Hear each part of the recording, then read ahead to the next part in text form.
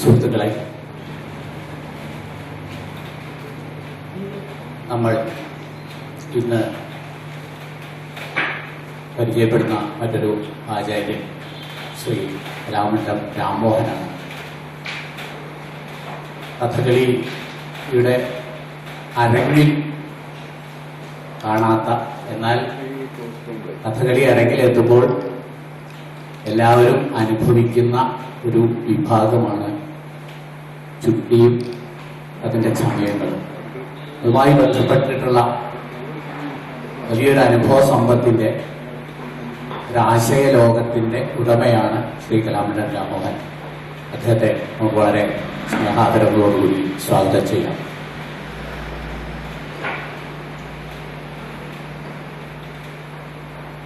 ഈ കുട്ടിക്കാലത്തെ കുറേ അനുഭവങ്ങളായിരിക്കും എപ്പോഴും നമ്മൾ ആദ്യം ഓർക്കുന്ന ചില കാര്യങ്ങൾ. പ്രത്യേകിച്ചും ചെറിയ കുട്ടികളെ കാണുമ്പോഴാണ് നമ്മുടെ കുട്ടിക്കാലത്തെക്കുറിച്ച് ആലോചിക്കും. കുട്ടിക്കാലത്തെക്കുറിച്ചും ഈ രംഗത്തേക്ക് ഇങ്ങനെ കടന്നു വരാനുള്ള കാര്യങ്ങളൊക്കെ ഒന്ന് സൂചിപ്പിക്കുക. കുട്ടിക്കാലത്ത് ഈ രംഗത്തേക്ക് കടന്നു വരാനായിട്ടുള്ള സ്കൂളിലാണ്. അവിടെ കഥകളിയിലെ എല്ലാ വിഭാഗങ്ങളും ഉണ്ട്.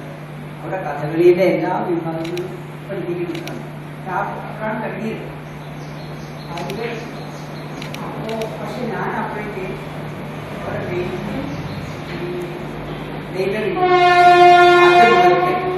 പിന്നെയാണ് കഥകളി. അപ്പോൾ ഇതൊന്നും മാറാൻ കാരണം ഞാൻ ടൈലറിൽ നിന്നാണ് ആഗ്രഹം. ഈ ടൈലറിനായിട്ട് ആ മാഷോട്ടുള്ളൊരു പ്രത്യേകം മമ്മി. പിന്നെ ആ മാഷ എങ്ങനെയാണെന്ന് ഞാൻ ഇക്കാലത്ത് മേലത്തിൽ മാഷ് മേലത്തിൽക്കാരൻ പാട്ടൊക്കെ ഈ മാഷ് ചെറുപ്പത്തിലെ മാഷൊക്കെ അവിടെ ഒരു അപ്പൊ ഈ മാഷ് ഇങ്ങനെയൊക്കെയുള്ള ഇന്ന മാഷായിട്ട് അപ്പൊ ആ ഒരു ബന്ധം വെച്ചുകൊണ്ട് കഥകളിലെ എല്ലാ വിഷയങ്ങളും ഇവിടെ വന്നില്ലാലും കഥകളി ഞാൻ കണ്ടിട്ടുണ്ട്. കൊണ്ടുവന്നത് കഥകളി മിക്കവാറും ധാരാളം അനേകാന്തപുരം അവതരിപ്പിക്കുന്നത്. അപ്പൊ ആ ബന്ധം അപ്പൊ തിരിക്കാണ്. അന്ന് ഞാൻ അറിഞ്ഞതല്ലാണ്ടാവും. ഞാൻ അനിയറെ പോയിട്ട് അങ്ങനെ കരുത്തിക്കൊണ്ട് വരും. അങ്ങനെയാണ് എന്റെ സമ്പ്രദായം. എനിക്കതാണ് കാണാൻ. പക്ഷെ അതൊന്നും ഈ മാഷമായിട്ട് ബന്ധമോടെ എനിക്ക് പിന്നെ മാഷ് മാറ്റം വേറെ ആൾ വന്നതും അപ്പോ ഒരു പുതിയ നിയമം കഥകളിലത്തെ അല്ലെങ്കിൽ നീക്കവും എല്ലാവരും പഠിക്കണം. പിന്നെ സംശയമില്ല കുട്ടിയാവാം.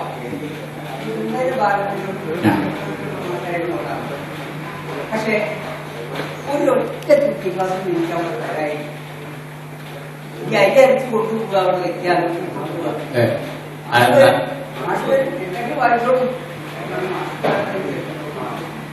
ഇങ്ങനെ അത് നടന്നില്ല. ഒരു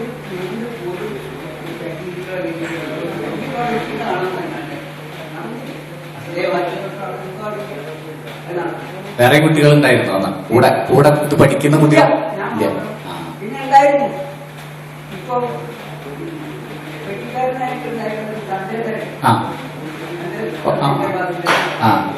ഈ ചന്ദ്രനും വന്ന് കുട്ടിക്കാരനാണ്. ചന്ദ്രനും വന്ന് പഠിക്കാൻ പറ്റിയില്ല. പിന്നെ തന്റെ അച്ഛൻ വെട്ടിക്കാരനായതുകൊണ്ട് ആ ഒരു വഴി കോട്ടക്കലെ ഞാൻ ഇതങ്ങനെ രണ്ടാമത് അങ്ങനെ കേട്ടു. അപ്പോ ഈ ഇതിന്റെ ഇടയില് ടീച്ചർ വന്നു. ടീച്ചർ വന്നു. അപ്പൊ ഞാൻ വീട്ടിൽ കേരളത്തിൽ വെളിനായിട്ട് സ്കൂളിൽ ചുട്ടു പഠിക്കാൻ തരായിരുന്നു. അത് കേൾക്കും. അതിന് ഞാൻ മറന്നു. വീട്ടിലൊക്കെ പഠിക്കണമായിരുന്നു. പിന്നെ അച്ഛന് മാമൂലാവിന്റെ അടുത്ത് അവിടെ സ്റ്റാർട്ട് ചെയ്തു. അപ്പൊ അവിടെ ഒരു കുട്ടിയും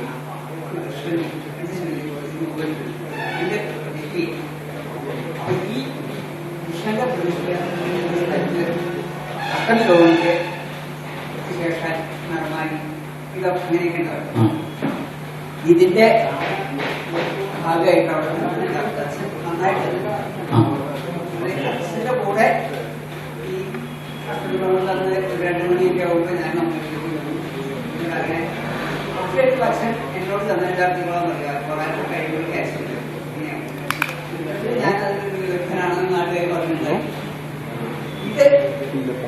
എങ്ങനെയോ അപ്പൊ അതിന്റെ അമ്മാവന്റെ ശാന്തി അവിടെ ഏകാദശി വളർത്തത് എങ്ങനെയാണ് അതിന് മുമ്പൊന്നും ഉണ്ടായിരുന്നില്ല. ബോർഡിന്റെ കീഴിലുള്ള അമ്പലമായിരുന്നത് OMC കേസ് 10-24 അമ്പലങ്ങള് അവിടുന്ന് ദേവസ്വം ബോർഡിന് തിരിച്ചു വന്നു. അതിൽ ഈ കാന്തപുരം അപ്പൊ എല്ലാവരും അമ്പലം നമുക്ക് തിരിച്ചു കിട്ടിയ സ്ഥിതിക്ക് അവിടെ ഒരു ഉത്സവം പഴയ മാതിരിട്ടാണ്. ഉത്സവം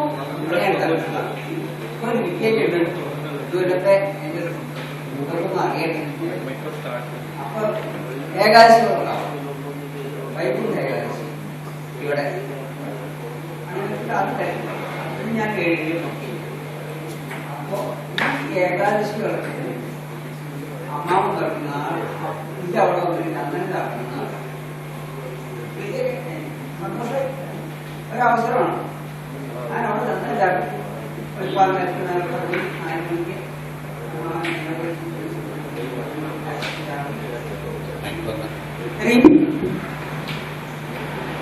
ചെയ്തപ്പോഴേക്ക് അത് കഴിഞ്ഞ് ഞാനവിടെ കളിച്ചുകൊണ്ട് സ്കൂളിൽ പഠിക്കുന്ന കുട്ടികളാണ്. ഞാൻ വെളിനടി സ്കൂളിൽ തന്നെയാണല്ലോ, അവിടെ തന്നെയാണ് പഠിക്കുന്നത്. അല്ല അപ്പൊ കുട്ടികളും ഒക്കെ അവിടെ ഉള്ളവരൊക്കെ തന്നെ അവരവിടെ ഇത് കളിച്ചുകൊണ്ടിരിക്കും. ആ സമയത്താണ് കുളപ്പുമണ്ണ പ്രധാന കാര്യസ്ഥൻ അച്ചുവെപ്പുതാണ്. കുളപ്പുമണ്ണ ദേവസ്വങ്ങളിൽ കുളപ്പുമണ്ണ എല്ലാ കാര്യസ്ഥനും കാര്യസ്ഥൻ എന്നൊക്കെ പറയാൻ വേണമെങ്കിൽ അങ്ങനെ ഒരാളാണ് വളരെ കാലായിട്ട്. അദ്ദേഹവും അച്ചുണ്ണി പുതുവള്ളാശാനും കൂടി. അന്ന് ഞാൻ അച്ചുണ്ണി പുതുവള്ളാശാനും ഒന്നും പറയില്ല, കാരണം എനിക്കറിയില്ല. അമ്മാവനെ കൊട്ടു പഠിപ്പിച്ച അച്ചുണ്ണി പുതുവള എന്ന് എനിക്കറിയാം. അപ്പൊ ഇവർ രണ്ടാളും കൂടി തൊഴാൻ വന്നപ്പോ അമ്മാവനോട് ചോദിച്ചു, ആരാ പെണ്ണെന്ന് ചന്ദനം ചാട്ടി? അല്ല അച്ചുവെപ്പുകളൊക്കെ. അപ്പൊ അമ്മാവൻ പറഞ്ഞു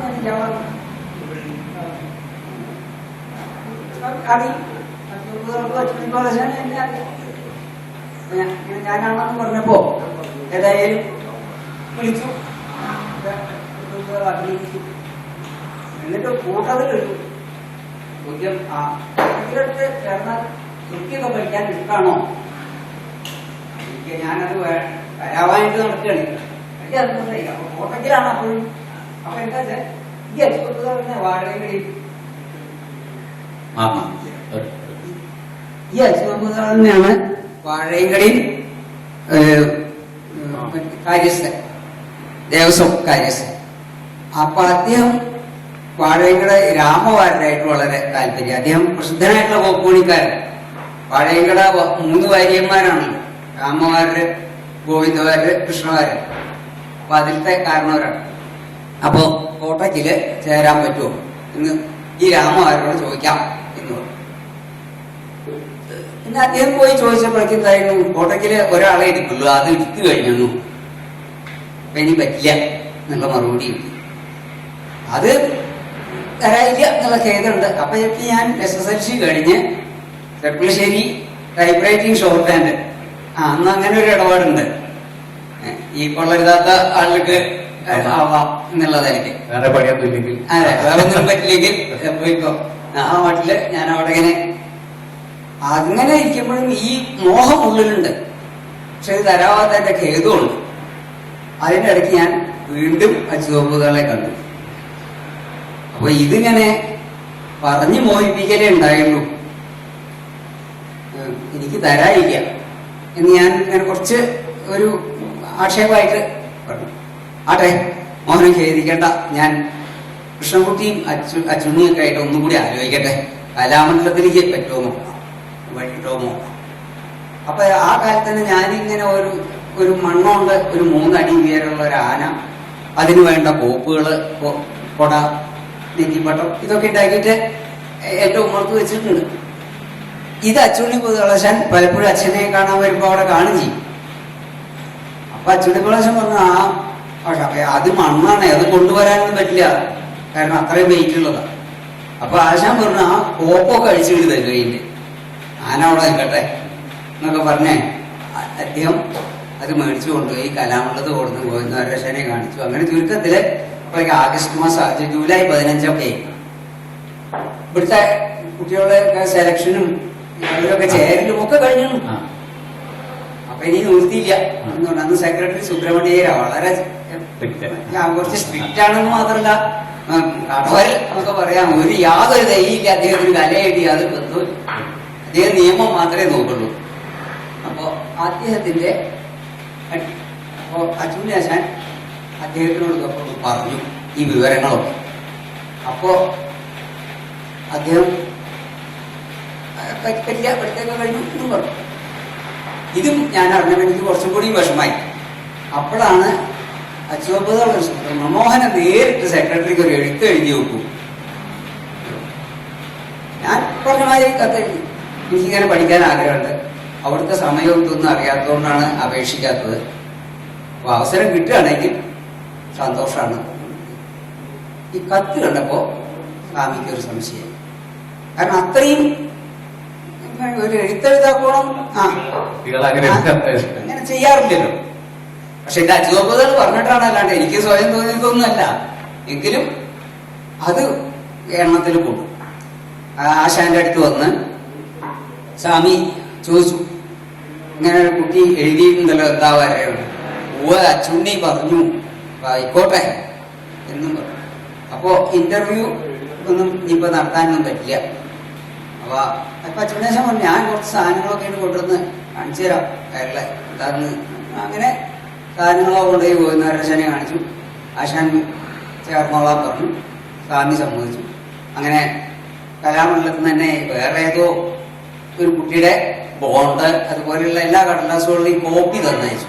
ഇതുപോലെയൊക്കെ എഴുതിയിട്ടാക്കി, മുദ്രപത്രത്തിൽ എഴുതിയിട്ടാക്കി ജാമ്യം നിൽക്കാൻ ഒരാളും രക്ഷിതാവും കൂടി ആഗസ്റ്റ് 2 10 മണിക്ക് വരാം.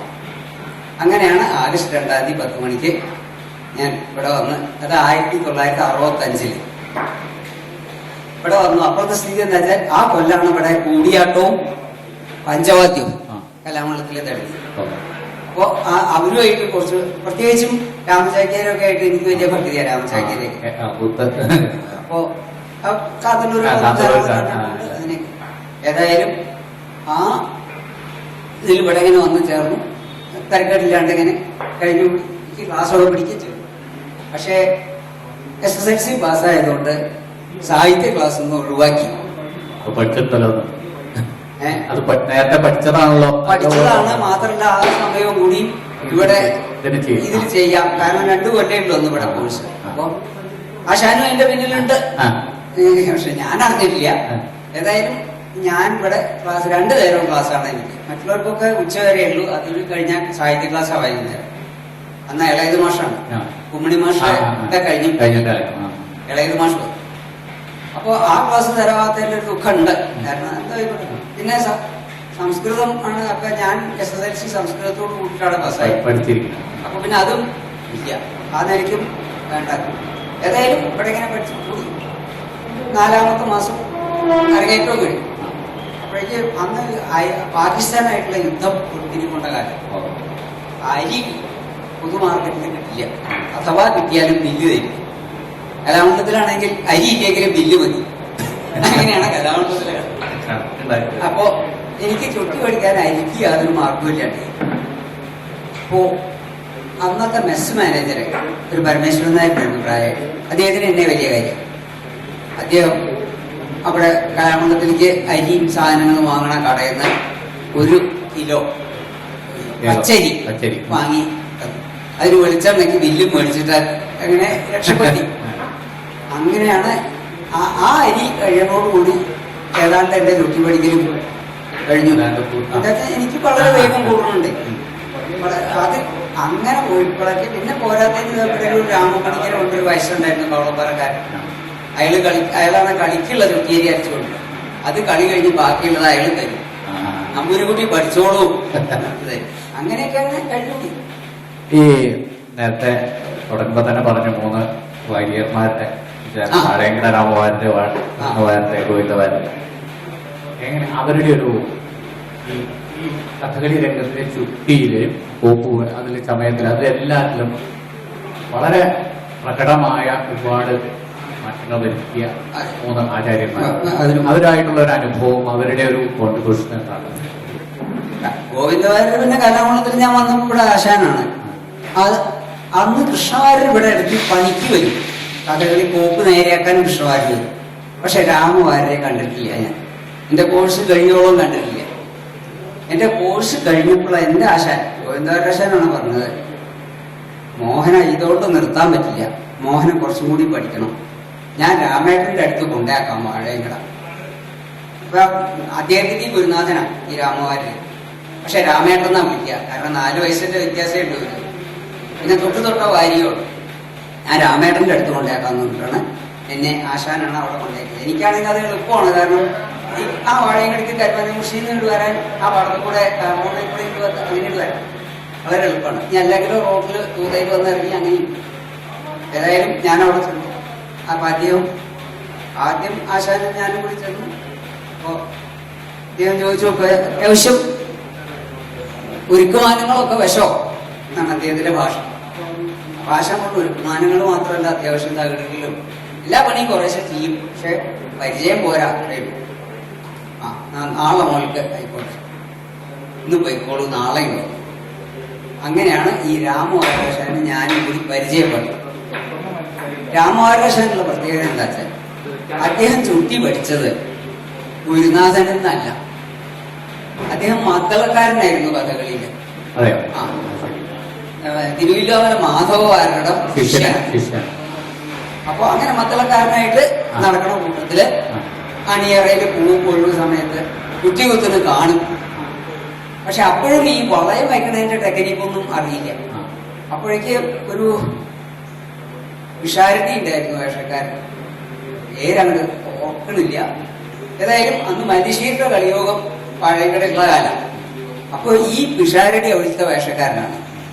അപ്പൊ ഈ വളയം വയ്ക്കണത് എങ്ങനെയാണെന്നും ഇതൊക്കെ അദ്ദേഹത്തിന്റെ മുഖത്ത് വളയം വെച്ചിട്ട് കാണിച്ചു.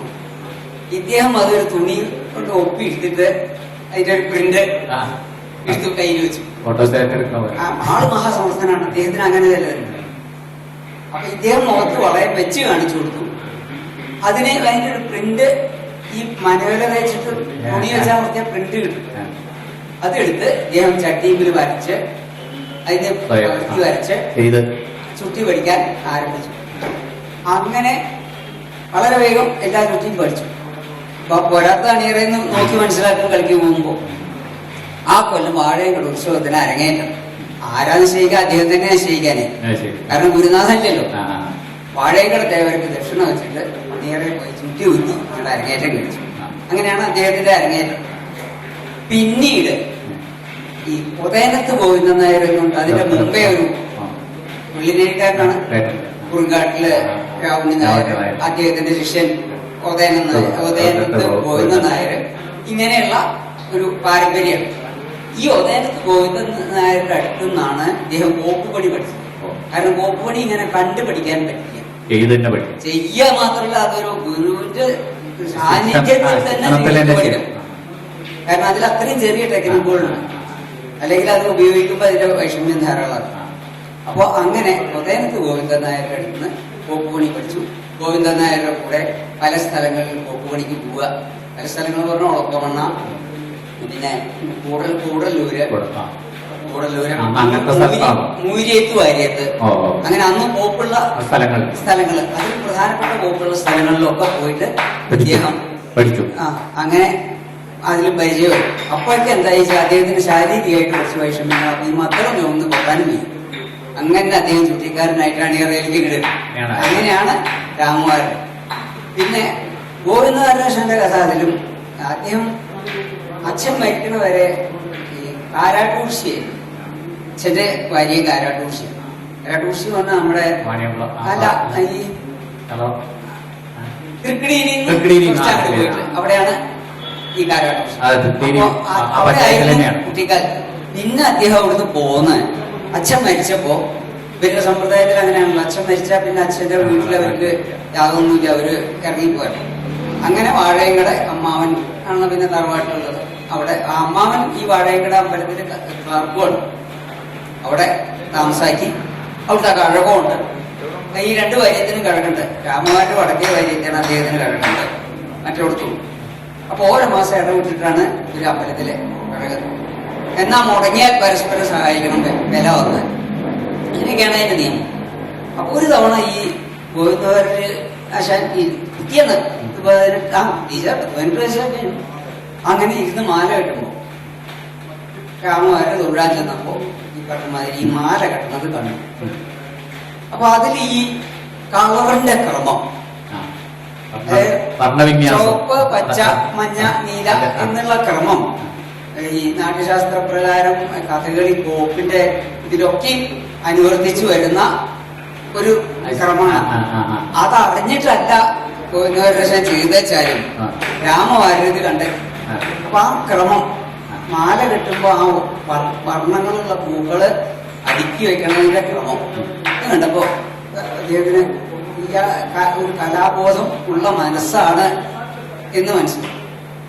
അപ്പോ അത് കഴിഞ്ഞ് തൊട്ടുള്ള കാര്യമാണ് ഗോപി ചുട്ടി കുറച്ച് പഠിക്കണോ കോപ്പൂണിയൊക്കെ ഒന്നുമില്ലാണ്ട് നടക്കുകയാണ്. എന്താണെന്ന് വെച്ചാൽ 3ാം ക്ലാസ്സിലോ 4ാം ക്ലാസ്സിലോ പഠിപ്പ് നിർത്തി. അപ്പോ ആയിക്കോട്ടെ. അപ്പോ അമ്മാവനോട് പറഞ്ഞു, അത് അമ്മാവന്റെ കൂടെയാണ്. അമ്മാവൻ അതിനെ അനുവദിച്ചില്ല. കാരണം ദക്ഷിണ കൊടുക്കാൻ 4 അണമാണ്. അത് ഈ അമ്മാവൻ കൊടുക്കേണ്ടി വരും. അപ്പൊ അത് വേണ്ട. അങ്ങനെ ഇരിക്കുമ്പോ അവിടെ കൃഷ്ണൻ നായരെ വന്നിട്ട് അവിടെ അടുത്തൊരാളുണ്ട്. വയസ്സായിരുന്നു, വലിയ സാമ്പത്തിക സ്ഥിതിയൊന്നുമില്ല. ഈ അമ്പലവട്ടത്തുള്ളവർ ഞാൻ കണ്ടിട്ടുണ്ട് ആളെ. അദ്ദേഹം പറഞ്ഞു, ഞാൻ തരാമാരുട്ടി 4 അമ്മ കൊടുത്തു. അങ്ങനെ അത് ദക്ഷിണ കൊടുത്തിട്ടാണ് അദ്ദേഹം പഠിച്ചത്.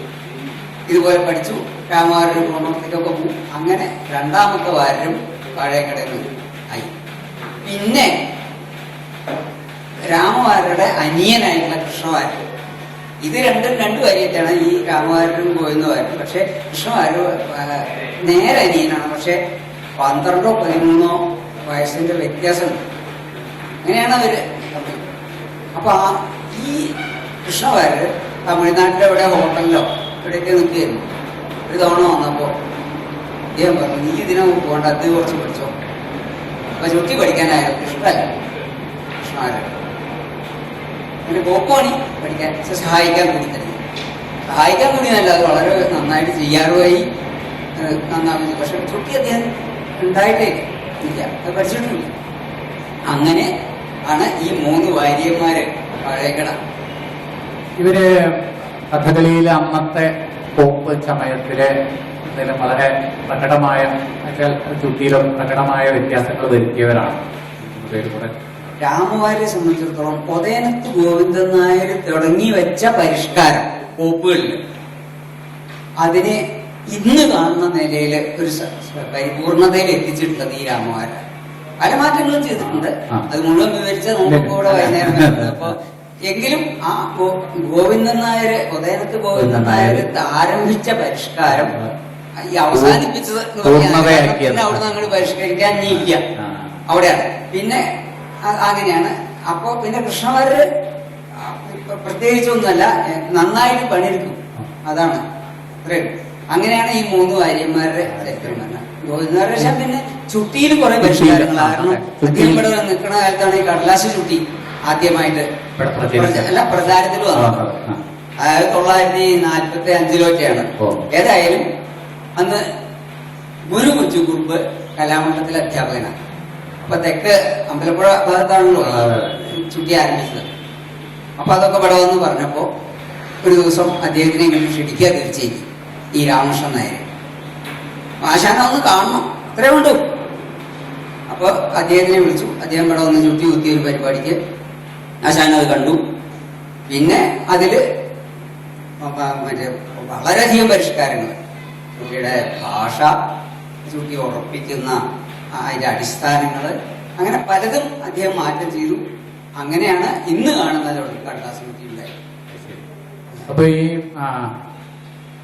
ചുട്ടി മുഖത്തെഴുത്ത്, അത് ഈ ചുട്ടി വിഭാഗത്തിന്റെ മുഖത്ത് പച്ചയായാലും കത്തിയായാലും തേക്കുന്നത്, അതുമായി ബന്ധപ്പെട്ട ഈ ചുട്ടി അല്ലാത്ത എന്തൊക്കെ കാര്യങ്ങളിലാണ് ചുട്ടിക്കാരൻ ഇടപെടേണ്ട എന്തെങ്കിലുണ്ടോ? അല്ലെങ്കിൽ ഇപ്പൊ ഒരു വേഷക്കാരൻ ഈ മുഖത്തെഴുത്ത് പഠിക്കുന്നതിൽ ചുട്ടിക്കാരൻ എന്തെങ്കിലും കൂടും? ശരിക്കും പറഞ്ഞാൽ ഈ മുഖത്തെഴുത്ത് മുഴുവൻ ഈ ചുട്ടിക്കാരൻ പഠിച്ചിരിക്കണം.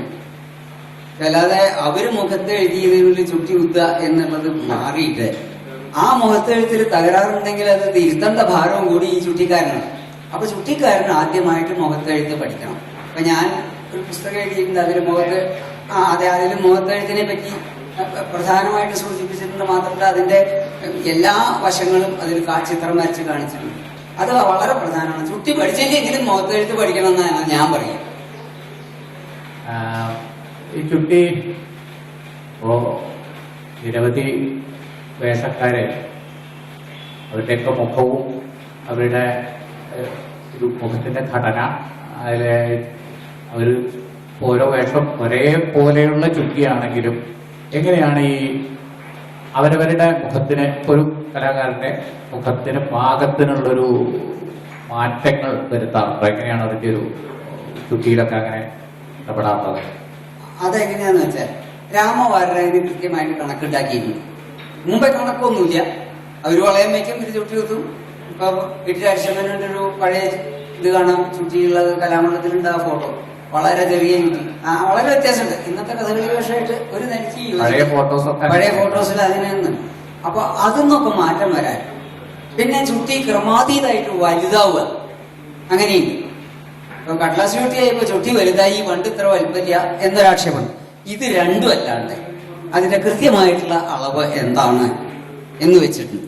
ആ അളവിൽ ചുട്ടി കുത്തുകയാണെങ്കിൽ ഏത് മുഖത്തായാലും വളരെ നന്നാവും. കാരണം ആ അളവ് എങ്ങനെയാന്ന് വെച്ചാൽ ഈ വളയത്തിലേക്ക്, മൂക്കിന്റെ ഈ വശത്തുനിന്ന് ഈ വളയത്തിലേക്ക് എത്ര ദൂരമുണ്ടോ ആ ദൂരമായിരിക്കണം കടലാസിന്റെ, ഏറ്റവും വലിയ കടലാസിന്റെ ഉയരം. അതേ ദൂരമായിരിക്കണം ഈ മൂക്കിന്റെ താഴെ നിന്ന് താഴെ നടുക്കിലേക്കുള്ള ദൂരം. അപ്പോ 1, 2, 3 ഇതില് വരുന്ന ഒരു ത്രികോണാണ്. അതിനെ വികസിപ്പിക്കേണ്ടതാണ്. ശരിക്കും അതിന്റെ ഒരു കണക്ക്, അതിന്റെ ഒരു പിന്നിലുള്ള ഒരു ഡ്രോയിങ് കണക്ക് ശരിക്കും അതിനൊരു ഡ്രോയിങ് എന്ന് പറഞ്ഞതിലേറെ ജോമെട്രി അതന്നെയാണ് ശരിക്കും. അത് കൃത്യമായിട്ടും അപ്പൊ ഏത് മുഖത്തിനും ആ മുഖത്തിന്റെ അളവ് അപ്പൊ ശരിയാവും. കാരണം ഈ മുഖത്തിന്റെ അളവ് സ്ഥിരമായിട്ടുള്ള ഒരു അളവല്ല. ആ മുഖത്ത് ആ അളവ് എങ്ങനെ നിൽക്കണോ അതിനനുസരിച്ച് ഈ പ്രൊപ്പോർഷനാണ് തീരുമാനിക്കുന്നത്. ഈ മൂന്ന് ഇതിന്റെ ഈ 3 പോയിന്റിലാണ്. അതെ, അത് ഓരോരുത്തർക്ക് എത്ര വ്യത്യാസമുണ്ടോ അതനുസരിച്ച് ആനുപാതികമായിട്ടുള്ള വ്യത്യാസം, അതാണ് അതിന് വരിക. അപ്പോ അങ്ങനെ ചുറ്റി കുത്തുകയാണെങ്കിൽ മിക്കവാറും മുഖങ്ങളിൽ യോജിക്കും. പിന്നെ ചില ചില്ലറ മുഖങ്ങളുണ്ട്, അത് ചില ചില്ലറ വൈകല്യങ്ങളുണ്ടാവും. പക്ഷെ അത് നമുക്കങ്ങനെ ചെയ്ത് ശീലിക്കുക അല്ല, അത് ആ പരിചയം കൊണ്ട് നമുക്ക് ചെയ്യാൻ സാധിക്കും. അത് മാത്രമല്ല വേഷക്കാരനത് തിരിച്ചറിയുമ്പോൾ അതിനനുസരിച്ച് വളയം വെക്കുന്നതിലൊക്കെ ചെറിയ അത് വേഷക്കാരനെ ഇനി അങ്ങനെ അല്ലാതെ വളയം വെച്ചാലും നമുക്കത് വേഷക്കാരൻ പോലും അറിയാതെ തിരുത്താൻ ചെയ്യാൻ പറ്റൂല. കാരണം ചില വേഷക്കാർക്കുണ്ട്, ഞാൻ വളയം വെച്ചതിന്റെ അപ്പുറം എന്താ ചെയ്ത്, എന്തിനാ ചെയ്ത്, പക്ഷെ അത് അവരറിയില്ല. അത് ചോദിക്കാൻ തന്നെ അവർക്ക് അറിയാത്ത വിധത്തിൽ അത് ചെയ്യാൻ പറ്റും. അതേപോലെ തന്നെ ഇപ്പൊ ഈ കഥകളിയുടെ ഏറ്റവും വലിയ പ്രത്യേകത, ഇപ്പോ മറ്റ് നൃത്തരൂപങ്ങൾക്കില്ല, അതിപ്പോ ഭരതനാട്യം ചോദിച്ചാൽ ചെയ്യണ ആളനുസരിച്ചാണ് ഡ്രസ്സും കോസ്റ്റ്യൂമും ഒക്കെ ഡിസൈൻ ചെയ്ത് അവരുടെ സ്വന്തം ഇതുണ്ടാവും. കഥകളിക്ക് അങ്ങനെ സ്വന്തം കോസ്റ്റ്യൂം ഇല്ല, ഒരു പൊതു കോസ്റ്റ്യൂമേ ഉള്ളൂ. അതിന്റെ ഈ അളവുകളും ഇതേപോലെ കണക്ക് നല്ലോണം പ്രവർത്തിച്ചിട്ടുണ്ടാവില്ല. അതിന്റെ കണക്ക് എങ്ങനെയാന്ന് വെച്ചാൽ നമ്മൾ പൊതുവായിട്ടൊരു കണക്കെടുക്കുകയാണ്. അതായത് താലപ്രമാണം എന്ന് പറയും. അത് ചുമർ ചിത്രങ്ങളെ ചിത്രരചനയിലുണ്ട്, പ്രതിമാ നിർമ്മാണത്തിലുണ്ട്, അങ്ങനെ പലതിലുണ്ട് ഈ താലപ്രമാണം. ഈ താലപ്രമാണം എങ്ങനെയാണെന്ന് വെച്ചാൽ ഒരാളുടെ ഉയരം എത്രയാണോ അതിനെ 8 കൊണ്ട് ഭാഗിച്ചാൽ അഷ്ടതാലം, 9 കൊണ്ട് ഭാഗിച്ചാൽ നവതാലം, 10 കൊണ്ട് ഭാഗിച്ചാൽ ദശതാലം, 5 കൊണ്ടാണെങ്കിൽ പഞ്ചതാലം. ഇങ്ങനെയാണ് അതിന്റെ കണക്ക് വരിക. അത് ഈ കളയെഴുത്തിലുണ്ട്. അപ്പൊ കളയെഴുത്ത്, ചിത്രമെഴുത്ത്, മറ്റേ അത് നമുക്ക് ഈ മറ്റേ ആഹാര്യത്തിലും ഉൾക്കൊള്ളിക്കണം. അതായത് ഒരാളുടെ ഉയരം എങ്ങനെയാ ഓരോരുത്തരുടെ ഉയരത്തിനനുസരിച്ച് എന്ന് പറഞ്ഞാൽ അതിന് മൊത്തം കണക്കാണ്. ഒരാളുടെ ഉയരം 6 അടി എന്ന് കണക്കാക്കി. അപ്പൊ 72 ഇഞ്ച്. പിന്നെ മനുഷ്യ ശരീരം വേറൊരു കണക്കുണ്ട്. മനുഷ്യ ശരീരം ഈ ഏത് താലത്തിൽ ഉൾപ്പെടുത്തണം എന്ന് യാതൊരു സംശയമില്ല. അഷ്ടതാലത്തിലേ അത് ഒതുക്കും. നവതാലത്തിലും പഞ്ചതാലത്തിലും ദശതാലത്തിലും അത് ശരിയാവില്ല. അത് വിഗ്രഹങ്ങൾ ഉണ്ടാക്കുമ്പോഴേ പറ്റും ക്ഷേത്രങ്ങളിൽ. എന്താ വെച്ചാൽ ഇപ്പൊ പഞ്ചതാലത്തിലെ വിഗ്രഹം എന്ന് പറഞ്ഞാൽ ഗണപതിയുടെ വിഗ്രഹം, ഒരു താലം മുഖം എന്നാണ്. അപ്പൊ ഈ പഞ്ചതാല നീളം കൂടും. അപ്പൊ ഗണപതിക്ക് മാത്രമേ പറ്റൂ. ബാക്കിയുള്ളതിനൊക്കെ അഷ്ടതാലോ ദശതാലോ വേണം. അപ്പൊ ആ കണക്ക് പ്രകാരം ഒരാളുടെ ഉയരം 6 അടി, അതായത് 72 ഇഞ്ച് എന്ന് കണക്കാക്കിയാൽ അഷ്ടതാല പ്രകാരം 9 ഇഞ്ചാണ് ഒരു താലം വരെ. അപ്പൊ 9 ഇട്ടിട്ട് 72 അഷ്ടതാല പ്രമാണം. അതിലത്തെ ഒരു ഭാഗം മുഖം, 2 മാറ്, 3 വയറ്, ഇങ്ങനെയാണ് അതിന്റെ ക്രമം. അതിപ്പോ എന്റെ ശരീരം എന്റെ കൈ കൊണ്ട് അത് ശരിയാവും. കാരണം ഞാൻ 2 വശത്തേക്കും കൈ നീട്ടിയാൽ കിട്ടണ നീളമാണ് എന്റെ ഉയരം. നമ്മൾ പരീക്ഷിക്കാൻ നോക്കിയാൽ അറിയാം. കൈ 2 വശത്തേക്ക്. അതുപോലെ നമ്മുടെ ഉയരം എടുത്തിട്ട് ചുമരിപ്പിലോ എവിടെയെങ്കിലും നിന്നിട്ട് ഒരു അടയാളം വെച്ച് അത് നമ്മുടെ ചാണം കൊണ്ട് അളന്ന 8 ചാണം. അത് എന്റെ ശരീരം എന്റെ കൈ കൊണ്ട് 8 ചാണം, കയ്യിന് 8 ചാണം. അതാണ് ഈ അഷ്ടതാല. അതാണ് മനുഷ്യ ശരീരം അഷ്ടതാലായത്. ആ അഷ്ടതാല പ്രകാരം ഈ അവയവങ്ങൾക്കൊക്കെ കണക്കുണ്ട്. ആ കണക്ക് പ്രകാരം ആഭരണങ്ങൾക്ക് കണക്കുണ്ട്. അതായത് കയ്യിന്റെ വണ്ണം, പുരികത്തിന്റെ വീതി വരെ ഈ അഷ്ടതാല പ്രമാണ പ്രകാരം കണക്കുണ്ട്. അതായത് ഒരു കഥകളി വലിയ പുരികം വരച്ചു 3 തോരയാണ് ഒരു പുരികത്തിന് നിയമം പറഞ്ഞിട്ടുണ്ട്. അതായത് 3 നെന്മണിയുടെ വീതി. ഇങ്ങനെ രൂപം മാറി മാറുന്നുണ്ട്. അതല്ല പ്രശ്നം. മൊത്തത്തില് അതാണ്. അപ്പൊ ഈ പ്രമാണ പ്രകാരം ആണ് കോപ്പ് ഉണ്ടാക്കുന്നത്. അപ്പോ ആ കോപ്പ് ഉണ്ടാക്കിയാൽ പൊതുവെ എല്ലാവർക്കും ഉപയോഗിക്കാൻ പറ്റും. അതാണ് നമ്മൾ കാണുന്നത്. കുട്ടികൾക്കും പക്ഷെ വളരെ ചെറിയ കുട്ടികൾ അതിനെ നമുക്ക് വേറെ ഉണ്ടേ. കഥകളി കോപ്പില് കുട്ടിത്തരം, ഇടത്തരം, ആദ്യവസാനം, അങ്ങനെ 3 തരം ഉണ്ട്. അപ്പോ ഈ ആദ്യവസാനത്തിന്റെ കണക്കാണ് നമ്മളിൽ ഉണ്ടാവും. അതിന്ന് കുറച്ച് കുറയ്ക്കുക, കുറച്ചും കൂടി കുറയ്ക്കുക, അങ്ങനെ 2 കണക്ക്. മീഡിയം സൈസ് നമ്മൾ സൈസ് ആദ്യവസാന കിരീടത്തിന് 15.5 വിരല് വ്യാസം എന്ന് പറഞ്ഞാൽ അത് 14 ആക്കാം, അല്ലെങ്കിൽ 14.5 ആക്കാം, 14 ആക്കാം, 13 വരെ ആക്കാം. അപ്പൊ കുട്ടിക്കരെ അവിടെ നമുക്ക് സ്വബുദ്ധ്യാച എന്നൊരു വാക്കുണ്ടായിരുന്നു. നമ്മുടെ സ്വന്തം ബുദ്ധിക്ക് അനുസരിച്ച്. അപ്പൊ ഈ കോപ്പിന്റെയും കുട്ടിയുടെയും ഒരു സ്വാഭാവികമായിട്ട് ഇങ്ങനെ ഒരു വളർച്ച അല്ലെങ്കിൽ ഒരു മാറ്റങ്ങൾ ഇങ്ങനെ നമ്മുടെ കറിയാറുകളിൽ ഉണ്ടാവും. ഇപ്പോൾ അത് ഏതൊരവസ്ഥയിലാണ് അങ്ങനെ തോന്നാം. ഇതിന്റെ ഇപ്പൊ നിൽക്കുന്ന അവസ്ഥ വലിയ ഉള്ളു. പക്ഷെ ഇതിന്റെ ഇടയ്ക്കാണ് വല്ലാതെ വൃത്തിയുടെ. കാരണം വലിപ്പം കൂടി. അതായത് ചുട്ടിയുടെയും തേപ്പിന്റെയും വളയം വെക്കുകയാണെങ്കിൽ അതിനൊരു കണക്കുണ്ട്. അതായത് നമ്മൾ നേരെ നോക്കിയാൽ നമ്മുടെ കൃഷ്ണമണി എവിടെ നിൽക്കണോ അതിന്റെ താഴെ ഒരു അടയാളം വെച്ച് അതിനോടനുബന്ധിച്ചിട്ട് വേണം മുഖത്ത്. അതൊക്കെ പോയിട്ട് ഇപ്പൊ ചെവി വരെ വളയം വെക്കും. ചുട്ടി കുത്തി കഴിഞ്ഞാൽ തോട വയ്ക്കാൻ സ്ഥലം ഉണ്ടാവില്ല. അത്ര വരെയായി. ഇപ്പൊ അതൊക്കെ കുറച്ചും കൂടിയൊക്കെ ഭേദപ്പെട്ടു. ഇപ്പൊ ഒരു ഭംഗിയായിട്ടുള്ള അവസ്ഥയാണ്. ഒരു ചുട്ടി പഠിക്കുന്ന ഒരു കുട്ടിക്ക് ബേസിക് ആയിട്ട് വേണ്ടത് ചിത്രകലയുടെ ഒരു ഇതാണോ, എന്താ എങ്ങനെയാണ്? ഒരു ചിത്രകലയുടെക്കാൾ ഏറെ വേണ്ടത് പ്രതിമയുടെ ശില്പകലയാണ്. 3 ഡയമെൻഷൻ ആണ് അത്. അതുകൊണ്ട് ത്രിമാന സ്വഭാവമുള്ളതാണ്. കാരണം ചിത്രം അതെ, ത്രിമാനല്ല, ദ്വിമാനമില്ല ചിത്രത്തില്. പക്ഷെ ശില്പത്തിന് ത്രിമാനതയുണ്ട്. മനുഷ്യനും ശരീരത്തിന് ത്രിമാനതയുണ്ട്. അപ്പോ ശില്പത്തിനോടാണ് കൂടുതൽ യോജിപ്പിക്കാൻ പറ്റും. അളവുകളും അതെ ചിത്രത്തിനേക്കാൾ.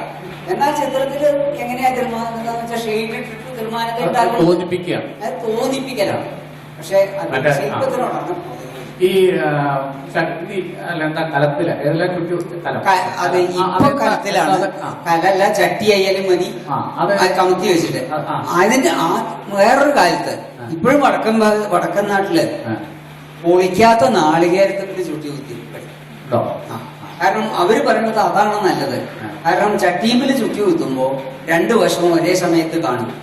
മനുഷ്യന്റെ മുഖത്ത് ചുറ്റി കുത്തുമ്പോ അത് കാണില്ല, ഒരു വശേ കാണും. അപ്പൊ തേങ്ങയെങ്കിലാവുമ്പോഴും ഒരു വശേ കാണും. അങ്ങനെ പഠിക്കുന്നതാണ് നല്ലത് എന്ന് പറയും. പക്ഷെ ആ പഠനത്തിന് വേറൊരു വൈകല്യമുണ്ട്. 2 വശവും ഒപ്പം കണ്ട് ചുറ്റി കുത്തി പഠിക്കുമ്പോഴേ 2 വശവും ഒരുപോലെ ആക്കാനുള്ള ഒരു കഴിവ് കുട്ടിക്ക് കിട്ടുന്നു. അതുകൊണ്ടാണ് ഈ പാത്രവും നാളികേരമായിട്ടുള്ള വ്യത്യാസം. എങ്കിലും പാത്രങ്ങളാണ് നമ്മുടെ ഭാഗത്തൊക്കെ അധികം ഉപയോഗിക്കുന്നത്. ഈ ഈ മുഖത്തെഴുത്തിന് ഉപയോഗിക്കുന്ന പോലെ ചുട്ടിക്ക് ഉപയോഗിക്കുന്ന അത്ര തന്നെ നല്ല പേപ്പറും ആ. അത് പൊതുവെ ഈ അതിന്റെ ഒരു സയൻസ് ഈ ഉപയോഗിക്കുന്ന വസ്തുക്കളുടെ വർണ്ണങ്ങളല്ലേ പറയുന്നത്? ആ വർണ്ണങ്ങള് അതിന്റെ മുഖത്തേപ്പിന് ഉപയോഗിക്കുന്ന വർണ്ണങ്ങൾ, വർണ്ണങ്ങളും അതിനുപയോഗിക്കുന്ന വസ്തുക്കളും അതന്നെ വസ്തുക്കളും. അതാണ് ഞാൻ പറയുന്നത്. അത് വർണ്ണങ്ങൾ എന്ന് പറയുമ്പോൾ നമ്മൾ ആദ്യമായിട്ട് ഈ ചിത്രകലയും ഈ വർണ്ണങ്ങളുടെ പ്രയോഗവും ഒക്കെ തുടങ്ങിയത് ആരാധനാ സമ്പ്രദായത്തിലാണ്. അപ്പോ പത്മങ്ങള്, അതുപോലെ അതിന്റെ മുമ്പേ യന്ത്രങ്ങള്, ഈ മന്ത്രവാദത്തിന്റെ ആവശ്യത്തിന് യന്ത്രങ്ങൾക്ക് ഒരു നിറയെ ഉപയോഗിക്കും. ഒന്ന് കറുത്ത പൊടിയുണ്ട്, അല്ലെങ്കിൽ വെളുത്ത പൊടിയുണ്ട്. അതൊന്ന് കുറച്ചുകൂടി കടന്നപ്പോ 2 തരവും, കറുപ്പും ചുവപ്പും അല്ല വെളുപ്പും ഉപയോഗിക്കുന്നത്. പിന്നെ 5 നിറങ്ങൾ ഉപയോഗിക്കണം. നമ്മുടെ സ്വസ്തികം പത്മൊക്കെ 2 നിറം ഉപയോഗിക്കുന്നത്. ആ അഷ്ടതളമൊക്കെ ആവുമ്പോഴേക്ക് 5 നിറങ്ങൾ ഉപയോഗിക്കും. അപ്പൊ ആ നിറങ്ങള് 5 വരെ അങ്ങനെ വർദ്ധിച്ചു. ഇതിന്ന് മറ്റേ ചുമർ ചിത്രങ്ങളില് ആവുമ്പോഴേക്ക് ഈ സാധനങ്ങൾ പറ്റാതെ, കാരണം ഈ പൊടി നിലത്ത് വെതറാം, പക്ഷെ ചുമരിൽ തേക്കാൻ പറ്റില്ല. അപ്പൊ അതിനൊരു മാധ്യമം വേണം. ഒന്നുകിൽ എണ്ണ, അല്ലെങ്കിൽ വെള്ളം, അങ്ങനെ എന്തെങ്കിലും ഒന്ന് വേണം, എന്നാൽ ഇത് തേക്കാൻ പറ്റും. അപ്പൊ എന്താ വെച്ചാൽ ഈ അരിപ്പൊടിയിലോ മഞ്ഞപ്പൊടിയിലോ വെള്ളം ചേർത്താൽ അതിന്റെ നിറം പോകും, അതിന്റെ നിറം നിൽക്കില്ല. അപ്പോൾ ആ സാധനയെ പറ്റില്ല. അപ്പൊ ഈ ചുമർചിത്രങ്ങൾ തുടങ്ങിയപ്പോഴാണ് ഈ മനയോല, ചായില്യം, ഇതുപോലെയുള്ള വസ്തുക്കൾ, അതായത് അതൊക്കെ ധാതുക്കളാണ്. മനയോലയൊക്കെ മറ്റേ ഹിമാലയത്തിന്റെ താഴ്വരയില് കുറച്ച് പാറ രൂപത്തില്, ആ സൾഫർ അല്ല, അതെ, ആ ഗന്ധത്തിന്റെ ഒരു ഇതാണ്. അതിന് വേറെ ഒരു പേരുണ്ട്, ആർസെനിക് ഡീസൾഫൈഡ്. ആ ആർസെനിക് ആണ്, ആ ഗന്ധകല്ല, ആർസെനിക് ഡീസൾഫൈഡ് ആണ്. അതെ, അതാണ് മനയോല. അതുപോലെ ചായില്യവും അതുപോലെ ഒരു മെർക്കുറിയുടെ ഒരു ഘടകമാണ്. ചുവന്ന നിറാണെങ്കിലും അതും രണ്ടും പാറ രൂപത്തില് കാണുന്നതാ. ഹിമാലയ സാനുക്കളിലൊക്കെ ധാരാളമുണ്ട്, അങ്ങനെ കാണാം. അത് രണ്ടും ഉപയോഗിക്കാൻ തുടങ്ങി. അതെങ്ങനെ ഇവിടെ ഉപയോഗിക്കാൻ തുടങ്ങിയതെന്ന് വെച്ചാൽ ആയുർവേദ ഔഷധങ്ങൾ അതൊക്കെ. അപ്പൊ ആയുർവേദത്തിന്റെ ആവശ്യത്തിന് മനയിലൊക്കെ ഇവിടേക്ക് ധാരാളമാണ്. അത് ഉപയോഗിച്ചിട്ടാണ് ആദ്യം ചുമർ ചിത്രങ്ങളിലൊക്കെ. അപ്പൊ അതിൽ മീഡിയത്തിന് വേണ്ടിയിട്ട് എണ്ണയാവാം, വെള്ളമാവാം, മരങ്ങളിലെ പശ ചേർക്കാം, അങ്ങനെ പലതും അതൊക്കെ ചേർത്തിട്ടാണ് ഇതിനുള്ള വർണ്ണങ്ങൾ. അപ്പൊ മുഖത്തേക്ക് ആരംഭിച്ചപ്പോഴും മുഖത്തും ഇത് തന്നെയാണ് പ്രശ്നം, ഇത് വർണ്ണങ്ങൾ നിൽക്കണം. അതിനുവേണ്ടി ഈ ഇതേ സാധനങ്ങൾ ഉപയോഗിക്കാൻ തുടങ്ങി. അതാണ് ചായില്യം, മനയോല, പിന്നെ നീലം. നീലം നമ്മൾ ഈ വാങ്ങാൻ കിട്ടുന്ന നീലം പറ്റില്ല നമുക്ക്. കാരണം മനയോല മഞ്ഞ നിറവും ഈ നീലം ചേർക്കുമ്പോഴാണ് പച്ചയാവും. മഞ്ഞയും നീലയും പച്ചയാവും. പക്ഷെ എല്ലാ നീലവും ചേർത്ത മനയോല പച്ചയാവും. ആ പച്ചയ്ക്ക് ചാണകത്തിന്റെ നിറയെ വരും. ഇന്ന് കാണുന്ന ഇലപ്പച്ച വരും. പച്ച പലതുണ്ടല്ലോ, ഇലപ്പച്ച, ഇലപ്പച്ച, കിളിപ്പച്ച, അങ്ങനെ പല പച്ചയും. അപ്പൊ ഈ പച്ച കിട്ടണമെങ്കിൽ ഈ നീല ചേർക്കണം. ഈ നീലം കട്ടനീലം അല്ലെങ്കിൽ ക്രിസ്റ്റൽ ബ്ലൂ എന്ന് പറയുന്ന ഈ സാധനം ബംഗാളിലാണ് ഉൽപ്പാദിപ്പിക്കുന്നത്. അതായത് അമരിയുടെ കറയാണ്, നീലാമരിയും ഔഷധമാണ്. അപ്പൊ അതാണ് ഇതിന് ഉപയോഗിക്കുന്നത്. ആ നീലയെ പറ്റും, അല്ലാണ്ട് ഈ റോബിൻ ബ്ലൂ എന്നൊക്കെ പറഞ്ഞ് കിട്ടുന്ന ഈ ജാതി വസ്ത്രം മുക്കണ നീലമൊന്നും പറ്റും. അപ്പൊ ആ നീലം അങ്ങനെ ഉപയോഗിച്ചു. അതും ചിത്രകലയിൽ ഉപയോഗിക്കുന്നത്. അതായത് നാട്യശാസ്ത്രത്തില് 4 അടിസ്ഥാന വർണ്ണങ്ങൾ എന്ന് പറയുന്നതില് ഈ വെള്ള, പച്ച, മഞ്ഞ, നീല, അങ്ങനെയാ പറയുന്നത്. അല്ല, ചുവപ്പ് പറയുന്നുണ്ട്. ചുവപ്പ്, പച്ച, മഞ്ഞ, നീല, അങ്ങനെയാ പറയുന്നത്. വെള്ള പിന്നെ നമ്മൾ ഈ ചുട്ടിക്ക് മാത്രമേ അതിൽ വരുന്നുള്ളൂ. അതൊന്നും വരുന്നില്ല അധികം, വെള്ള അത് വരുന്നില്ല. അപ്പൊ അങ്ങനെ 4 നാട്യശാസ്ത്രത്തിൽ പറയുന്നത്. അതേസമയത്ത് വിഷ്ണുധർമ്മോത്തര പുരാണത്തിൽ 5 നിറം പറയുന്നുണ്ട്. അതൊക്കെ വ്യത്യാസങ്ങളുണ്ട്. കാരണം ഒന്നില് കറുപ്പ് പറയുന്നുണ്ട്, ഒന്നില് കറുപ്പ് പറയുന്നില്ല. നാട്യശാസ്ത്ര പ്രകാരം കറുപ്പ് പറയാത്തത് ശൂന്യത. അതിലൊരു കൃത്യമായ ശാസ്ത്ര രീതിയിൽ നമ്മൾ പറയുകയാണെങ്കിൽ മനയോലൊക്കെ ചൂടാണ്. മനയോല രൂക്ഷതയുള്ള ഒരു വസ്തുവാണ്. പൊള്ളാൻ സാധ്യതയുണ്ട്. അത് ചിലരുടെ ത്വക്കിന്റെ പ്രത്യേകത റിയാക്ഷൻ, ആ. അത്രേ കണക്കാക്കാൻ പറ്റും. പ്രത്യേകിച്ച് കുട്ടികളൊക്കെ ആകുമ്പോൾ കുറച്ച് സാധ്യത. ശ്രദ്ധിക്കാം. ആ. അതിനാണ് പണ്ട് കാലത്ത് കൂടിയാട്ടത്തിന് നെയ്യും കഥകളിയൊക്കെ ആയപ്പോഴേക്ക് വെളിച്ചെണ്ണയും ഉപയോഗിക്കാൻ തുടങ്ങി. അപ്പൊ ഇതിന്റെ ഈ രൂക്ഷത ഒന്ന് കുറഞ്ഞു കിട്ടും. അതാണ് രൂക്ഷതയുടെ ശരിക്കും. ഈ കലാമണ്ഡലത്തില് കഥകളി കൂടാതെ കൂടിയാട്ടം കൂടെ പ്രധാന വിഷയമായപ്പോ ഈ ചുട്ടി ഒരേ ഡിപ്പാർട്ട്മെന്റ് ആയിരുന്നു, അതോ കൂടിയാട്ടത്തിന്റെ ചുട്ടി വേറെയാണ്? ആദ്യത്തെ 1 or 2 കൂടിയാട്ടത്തിന് അങ്ങനെ ഉണ്ടായി. കാരണം രാമചാക്യാരുടെ കൂടെ ഒരു കൃഷ്ണൻ നമ്പ്യാരുണ്ടായിരുന്നു, ഇപ്പോഴത്തെ ഉഷ നമ്പ്യാരുടെ അച്ഛൻ കൃഷ്ണൻ നമ്പ്യാർ. കൃഷ്ണൻ നമ്പ്യാർ ഒരു നല്ല ചുട്ടിക്കാരനും ഇതിനെ പറ്റി നല്ലോണം അറിവുള്ള ആളാണ്. കൃഷ്ണൻ നമ്പ്യാരെ കൊണ്ടുവന്നു. പിന്നെ ഞാൻ മറ്റേ കുറേശ്ശെ ഇവിടെയൊക്കെ ഉണ്ടാവും തന്നിരുന്നു. പിന്നെ ചാക്യാർക്ക് ഞാനായാലും വിരോധമില്ല എന്നുള്ളൊരു നിലയിൽ കൃഷ്ണൻ നമ്പ്യാർക്ക് എങ്ങനെയായാലും ഇവിടെ കൊട്ടാനുണ്ടായിരുന്നു, മിഴാവ് കൊട്ടാൻ വേണേ. അപ്പൊ കൃഷ്ണൻ നമ്പ്യാരും എന്നെ പ്രോത്സാഹിപ്പിച്ചു. ഞാൻ മടിച്ചു നിന്നു, കാരണം ഇവർക്ക് ഏതാ കഴിക്കാന്ന് അറിയില്ല. അപ്പൊ ചെയ്താലല്ലേ തിരുത്താൻ പറ്റൂ എന്ന് പറയും കൃഷ്ണൻ നമ്പ്യാര്. അങ്ങനെ കൃഷ്ണൻ നമ്പ്യാരാണ് എന്നെ കൂടിയാട്ടത്തിലേക്ക് തള്ളിക്കൊണ്ടുവന്നത്. ശരിക്ക് കൃഷ്ണൻ നമ്പ്യാരായിരുന്നു ആദ്യം കൂടെ. ഈ രംഗത്ത് പ്രവർത്തിക്കുന്ന കലാകാരന്മാരെ പോലെ തന്നെ പ്രധാനപ്പെട്ട ഒരു പണിയാണ് അണിയറയിൽ വികാരം ചെയ്യുന്നത്. മാത്രമല്ല ഇതിലെ പോപ്പ് എന്നുള്ളത് സത്യത്തിൽ തലമുറകളായിട്ട് കടന്നു വരുന്ന ഒരു പണിയുടെ അനുഭവം കൂടിയാണ് അനുഭവിക്കുന്നത്. എന്ന് പറഞ്ഞാൽ ഇപ്പോഴും രാമവാരോ ഗോവിന്ദവാരോ ചെയ്ത പോപ്പ് ഇപ്പോഴും നമ്മൾ ഉപയോഗിക്കുന്നുണ്ടല്ലോ.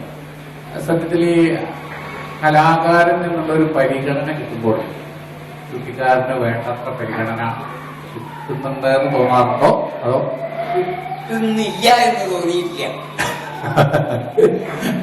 കാരണം രാമവാരദാശാന്റെ കാലത്ത് തന്നെ ചുട്ടിക്കാരനൊരു പ്രധാനിയാണ് എന്നുള്ളത് അദ്ദേഹം വ്യക്തി വെച്ചു. കാരണം ഇതിന് ഇത്ര അധികം കണക്കും കാര്യങ്ങളും ഇത്രയധികം പഠിക്കാനുണ്ട് പലരും നടത്തില്ല. ഈ 2 കൊല്ലത്തെ കോഴ്സ് അത്യാവശ്യം വേഷക്കാരൻ എന്താ പറയാൻ വെച്ചാൽ അത് ഇതിൽ ചുറ്റി കുത്തുക, അത് കണ്ട് അയ്യ പിന്നെ വല്ല കുറച്ച് ഗോൾഡ് പേപ്പർ എടുത്ത് വല്ല ടി വി എടുത്ത് ഒട്ടിച്ചാൽ എമനായിന്ന്. അതല്ല, അതിന് കൃത്യമായിട്ടുള്ള കണക്കിന്റെ അളവുകളുടെ ഒക്കെ വന്നപ്പോഴാണ് ഈ വേഷക്കാരുടെ പുറത്താണല്ലോ ചുറ്റി വെക്കുന്നത്. അവരുമായിട്ടുള്ള വല്ല ആശയവിനിമയങ്ങൾ പറയുന്നില്ല. ഞാൻ ഉദാഹരണത്തിന് പറയുമ്പോ ഇതേവരെ ചുറ്റി കുത്താത്ത ഒരാശ അല്ലെങ്കിൽ ഒരു വേഷക്കാരൻ, ചിലപ്പോ ചെറിയ കുട്ടിയാച്ചാൽ നമ്മളായിരിക്കും ചിലപ്പോ ഡിസൈഡ് ചെയ്യുക. അപ്പോ ഇപ്പൊ പടക്കങ്ങൾ തെക്കുന്നൊക്കെ വരുന്ന അപ്പൊ ആദ്യമായിട്ട് അങ്ങനെ എന്തെങ്കിലും ആശയവിനിമയം അവരിങ്ങോട്ടോ അല്ലെങ്കിൽ നിങ്ങൾ അങ്ങോട്ടോ അങ്ങനെയൊക്കെ പറയുന്നുണ്ടോ? ആശയവിനിമയങ്ങളല്ല, അവർക്ക് ഇന്ന മാതിരി വേണമെന്ന് പറയാൻ ഏത് മാതിരി വേണമെങ്കിലും ചെയ്തു കൊടുക്കാനുള്ള കഴിവാണ് ഒരു കലാകാരന് വേണ്ടത്. അല്ലാണ്ട് ഞാൻ ഇതേ ചെയ്യൂ എന്ന് പറഞ്ഞുകൊണ്ടാവും. എന്താണ് നിങ്ങൾക്ക് വേണ്ടത്? ഉദാഹരണത്തിന് ഞാൻ പറയാം, മാമ്പഴം പുഷ്പം. ഞാൻ ഒരു എറണാകുളത്ത് കുറച്ചു കാലം ഞാൻ ക്ലബിലുണ്ടായി. അപ്പൊ അന്ന് ഇദ്ദേഹത്തിന്റെ വേഷങ്ങൾ, അപ്പൊ അദ്ദേഹം കിടക്കുന്നതിന്റെ മുമ്പ് തന്നെ വന്നിട്ട് പറയും, മതി കുഞ്ഞേ, ഞാൻ കുട്ടിയാണല്ലോ. അദ്ദേഹത്തിന് ചെയ്തു. അതുപോലെ വേറൊരു മഹാനായിട്ടുള്ള നടൻ എന്നോട് പറഞ്ഞു, തെക്കൻ നാട്ടിലോട്ടൊക്കെ 4 കടലാസ് വയ്ക്കും ആവാലോ, ഞാൻ 5 വെച്ചു കൊടുക്കും. അത്രേ ഉള്ളൂ. അത് നമ്മുടെ കഴിവാണ്. അവർക്ക് ഇഷ്ടം പോലെ നമ്മൾ ചെയ്യുന്നു. അല്ല, സാധാരണക്ക് ഒരു വേഷക്കാരനെ പൂർണ്ണതയിലേക്ക് എത്തിക്കുന്ന സമയവും തന്നെയാണ്. വേറെ അഭിനയത്തിന്റെ പിന്നെയാണ് നമ്മുടെ ശ്രദ്ധയിൽപ്പെടുക. ആദ്യം വേഷം തന്നെയാണ് നമ്മുടെ ശ്രദ്ധയിൽപ്പെടുക. അപ്പൊ അതിന്റെ പിന്നിൽ ഏറ്റവും കൂടുതൽ പ്രവർത്തിക്കേണ്ട ഒരാള് ആ ചുറ്റിക്കാരന് പിന്നെ വേഷം ഒപ്പാണ്, അത് പിന്നെ തുടർച്ചയായിട്ട് വരുന്നതാണ്.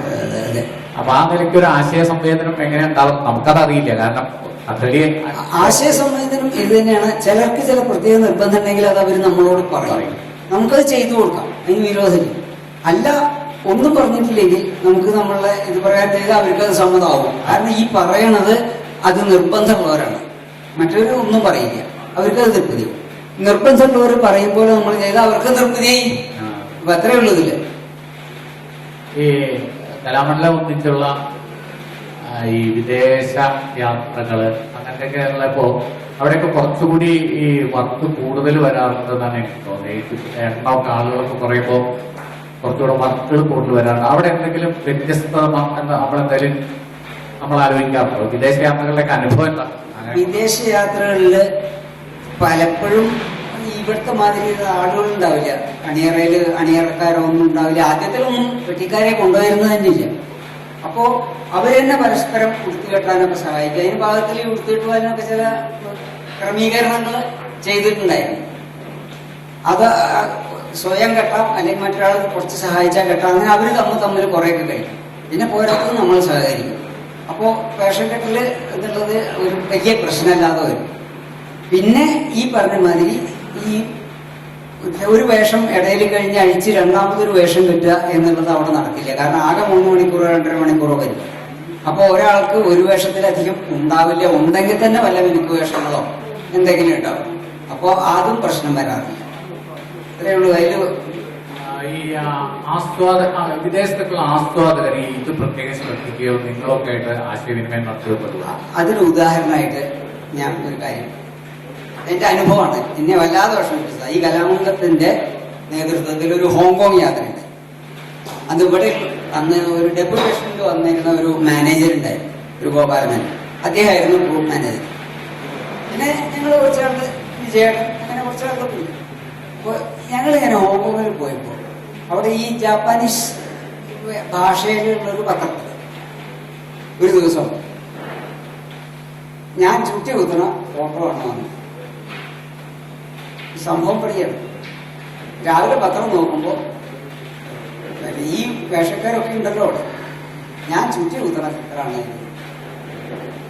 അന്ന് വൈകുന്നേരം കലാമണ്ഡലത്തിന്റെ അണിയറയുടെ മുഖത്തൊരു ഒരു ബോർഡ് വെച്ചിരുന്നു, അണിയറയിലേക്ക് ആസ്വാദകർക്ക് പ്രവേശനം ഇല്ലാന്ന്. അതിന്റെ എന്താ വെച്ചാൽ മനസ്സിലാക്കി. അല്ല, നമ്മുടെയൊക്കെ എനിക്ക് തോന്നുന്ന കഥകളി കാണുന്ന എല്ലാവരുടെയും കുട്ടിക്കാലം പക്ഷെ അണിയറയില് പോയി നോക്കാത്ത ഒരു കഷ്ടിയാവും എനിക്ക് തോന്നുന്നത്. പോയി നോക്കാത്തവർക്ക് അണിയറയിൽ പോരണമെങ്കിൽ തന്നെ ഞങ്ങളൊക്കെ പലപ്പോഴും വേഷക്കാരന്റെ കൂടെ അണിയറയിൽ നിന്ന് പോരുകയും അത് അങ്ങനെ തിരിച്ചു പോകുമ്പോ അങ്ങനെ തന്നെ പോയൊക്കെ ചെയ്ത ഒരുപാട് അനുഭവങ്ങൾ നമുക്കുണ്ട്. സത്യത്തിൽ അതൊരു അത്ഭുതമായിട്ടാണ് നമുക്ക് തോന്നിയിരുന്നത്. ഈ ചുറ്റിക്കുത്തുക എന്നുള്ളതിന്റെ ഒരു അത്ഭുത അനുഭവം ഉണ്ടല്ലോ. എനിക്ക് ഇപ്പോഴും പോയിട്ടില്ല എന്ന് എന്റെ ഒരു നേരെ മറിച്ച് മറ്റേ ഒരു ആള് മേക്കപ്പ് ചെയ്യുന്ന അല്ലെങ്കിൽ ഇപ്പൊ ഒരു മുഖത്ത് ഒരു ഡാൻസിലെ കുട്ടി മേക്കപ്പ് ചെയ്യുമ്പോഴൊന്നും നമുക്ക് ഇത്രയും അത്ഭുതം തോന്നും. അതിന്റെ പ്രധാന കാരണം ഈ കഥകളി വേഷങ്ങൾക്ക് മാനുഷികമായ രൂപം അല്ലാതെ ആവുകയാണ്. ഇപ്പൊ നാടകത്തിലോ അല്ലെങ്കിൽ മറ്റു നൃത്ത രൂപങ്ങളിലോ ഒക്കെ ആ ആൾക്ക് ആളുടേതായിട്ടുള്ള ഒരു രൂപം തന്നെയാണ്. ഇതല്ല, ഇതെന്താ ജന്തു എന്ന് മനസ്സിലാവാത്ത ഒരു രൂപമാണ്. കയ്യിന്റെ പടവും കാലിന്റെ അടിയും മാത്രമേ പുറത്ത് കാണുള്ളൂ. ആ ഒരു ആകർഷണീയത, അതിനോടുള്ള ഒരു എന്താ ഭ്രമാത്മകത എന്നൊക്കെ പറയണം, അതാണ് ഇതിനെ കാരണം. അതെ, അത് ശരിക്കും പറഞ്ഞാൽ ആസ്വാദകന്റെ അത് എപ്പോഴും അവശേഷിച്ചിട്ടുണ്ടെന്ന്. ആസ്വാദകരുടെ ഇടയിൽ ഇപ്പോഴും അതുണ്ട്. അതാണല്ലോ ഇത്. കളി ഏതാണ്ട് കഴിയാറായിട്ടാണെങ്കിലും ചുറ്റി പൊട്ടിയാൽ ആസ്വാദകർക്ക് മടുത്തു. പക്ഷെ അതേസമയത്ത് അമ്മന്നൂർ മാധവച്ചാക്കിയാൽ ഒരിക്കലും എന്നോട് പറയണ്ടായി, ഈ വേഷം അരങ്ങത്ത് വന്നിട്ട് ആദ്യത്തെ 15 മിനിറ്റേ പ്രശ്നമുള്ളൂ, പിന്നെ അഭിനയം തുടങ്ങിയ വേഷത്തിന് പ്രാധാന്യം ഇല്ല എന്ന് പറഞ്ഞു.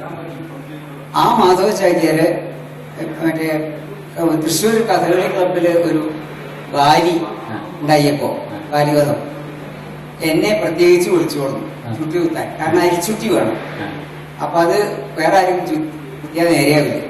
അപ്പൊ ഞാൻ ഈ 15 മിനിറ്റ് പോരല്ലോ ആസ്വാദനം, 15 മിനിറ്റ് വേഷത്തിനെ നോക്കുന്നുള്ളൂ, ബാക്കി അഭിനയത്തിനാണെന്ന് പറഞ്ഞ മാധവച്ചാക്കിയാര് ഈ ഇതിന് ചുറ്റിക്ക് ഞാൻ വേണമെന്ന് നിർബന്ധിച്ചപ്പോ അതിന് മനസ്സിലാക്കി കൂടെ 15 മിനിറ്റ് അല്ല, അവസാനം വരെ ഇതിന് പ്രാധാന്യമുണ്ട്. അത് രൗദ്രഭീമനായാലും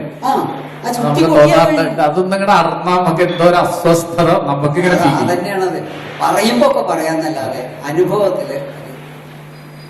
ആർട്ടിസ്റ്റംപൂരി കലാമണ്ഡലത്തിലെ വേഷങ്ങള് എല്ലാ വിഭാഗം വേഷങ്ങളുടെയും പൂർണ്ണകായ ആ വലുപ്പത്തിൽ ആളത്ര വലുപ്പത്തിലാണ് ചെറുപലം ചെയ്തു വെച്ചിട്ടുണ്ട്. ആ ഒരു പ്രവർത്തനം ആർട്ടിസ്റ്റംപൂരിയുടെ ഒരു താല്പര്യത്തിൽ അദ്ദേഹത്തിന്റെ ഒരു മുൻകൈയോടോട് ചെയ്താണെന്ന് മനസ്സിലാക്കിയിട്ടുണ്ട്. അതിൽ ഈ ചുറ്റി വിഭാഗത്തിലെ ആളെന്നുള്ള നിലയ്ക്ക് രാമോഹനൊക്കെ എന്തൊക്കെയാണ് ചെയ്യാൻ കഴിയുന്നത്? അതിൽ ശരിക്കും എനിക്ക് പരിപൂർണമായിട്ട് പങ്കില്ല. കാരണം ഞാനൊരു ചെറിയ പ്രതിമ രൂപം ഒരു 3 അടി ഉയരത്തില് ഒരു ഹനുമാന്റെ, പക്ഷെ അതിപ്പോ നശിച്ചു പോയി, അത് പിന്നെ ചെയ്യലുണ്ടായില്ല. അത് രാധാകൃഷ്ണൻ നായർ, അന്നത്തെ സെക്രട്ടറി ഇവിടെ രാധാകൃഷ്ണൻ നായരാണ്, എൻ രാധാകൃഷ്ണൻ നായർ. രാധാകൃഷ്ണൻ നായർ അത് കണ്ടപ്പോ നമുക്ക് ഇങ്ങനെ ഒരു പരിപാടി ആയാലെന്താ.